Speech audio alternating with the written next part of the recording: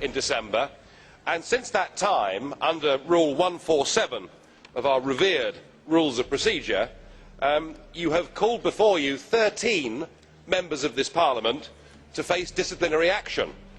And it seems to me that this has been done on a pretty arbitrary basis. One of the ones that you've called, Cathy Sinnott from our group, I doubt has ever shouted at anybody in her life. Another one of the members that you called to appear before the headmaster's study, an Austrian member, was actually in Frankfurt on the day, so he must have one hell of a voice, mustn't he? And I ask, why only 13?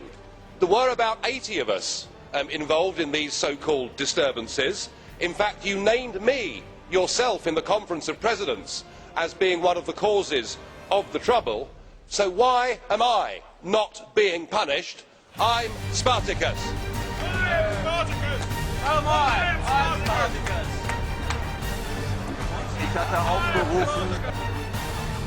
Tomorrow, 11:30, the Prime Ministers will sign a final treaty none of them have read.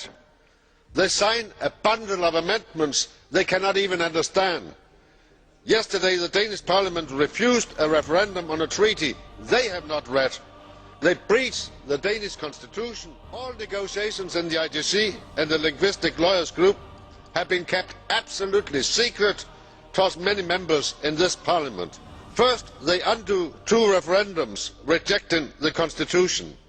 Then they negotiate in secret and keep the content under a new name. The Lisbon Treaty will dissolve the existing EU, establish a new state with joint citizenship, legal personality and all tools of nation states.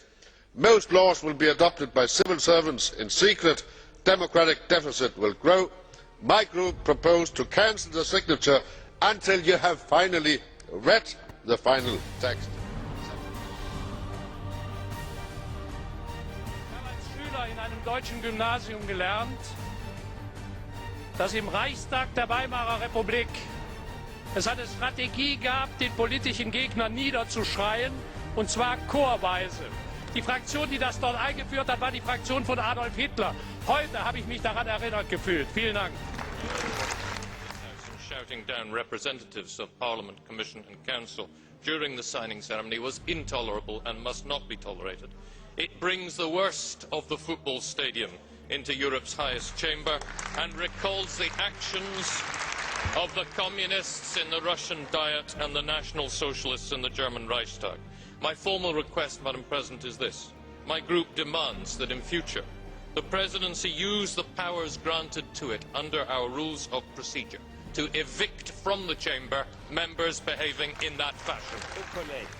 Ne dramatisez pas trop. S'il y a 50 fous dans une salle, il y en a 700 qui sont contre, et ne faites pas une histoire d'État parce qu'il y a 50 débiles mentaux qui ont dérangé ce qui s'est passé tout à l'heure. Calmons-nous, calmons-nous, et Graham, ne demandons pas la sortie physique. Je crois qu'un Parlement libre est un Parlement qui supporte des fous, même s'ils sont désagréables. I took part in a peaceful manifestation against a celebration of a charter which is part of a constitution where I cannot even get the consolidated text and see the relevance and the meaning. And you cannot as well. What you are going to sign tomorrow is a treaty none of you have read simply because it's not possible to read it.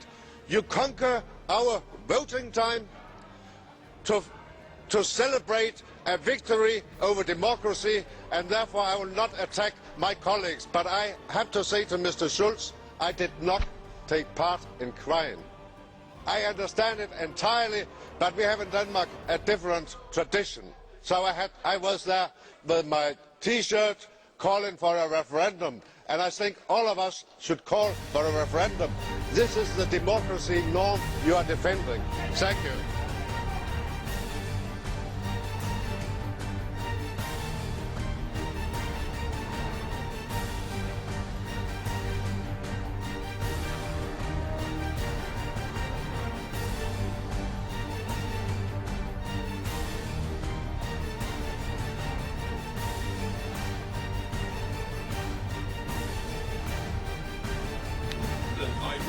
Rule 170, paragraph 4, to make the point that this proposal that we're being asked to vote on gives the President of this Parliament such arbitrary and dictatorial powers that no one that believes in democracy would ever even consider it. But to be asked for us to vote on it when the political groups in this Parliament have not even had time to discuss it, surely cannot be right. And so I ask that this vote is adjourned to the next session in Strasbourg so that people actually get a chance to understand the huge implications of this vote if it's passed. Could it be that the reason you've acted in this arbitrary fashion, tearing up the rule of law, is because you are taking out on us the surrogate contempt you feel for the national electorates who keep voting no on the Lisbon Treaty whenever they're given the opportunity? If I'm wrong, prove me wrong by holding the referendums that you used to support when you thought you could win them. Put the Treaty of Lisbon to the people. Pactio Olicipiensis. Mr. President, an absolute majority is not the same as the rule of law. I accept that there is a minority in this House in favour of a referendum, that there is a minority in this House against the ratification of the Lisbon Treaty. But this House must nonetheless follow its own rule books. And by popular acclamation, to discard the rules under which we operate is indeed an act of arbitrary and despotic rule. It is only my regard for you, Mr. Chairman, and my personal affection for you that prevents me from likening it to the Ermächtigungsgesetz of 1933, which was also voted through by a parliamentary majority, and I ask this House not to vote it. Will you come outside? You don't say that. Cette réflexion est intolérable. Nous allons prendre des sanctions internes au niveau du groupe et je vais demander l'exclusion de M. Hannan au niveau de notre groupe.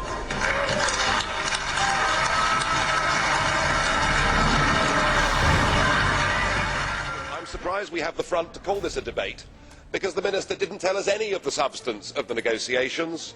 But of course there is no debate, is there? No debate in the national parliaments, no informed opinion in the press, no debate at all. And why? Because this whole treaty is being put together in secret.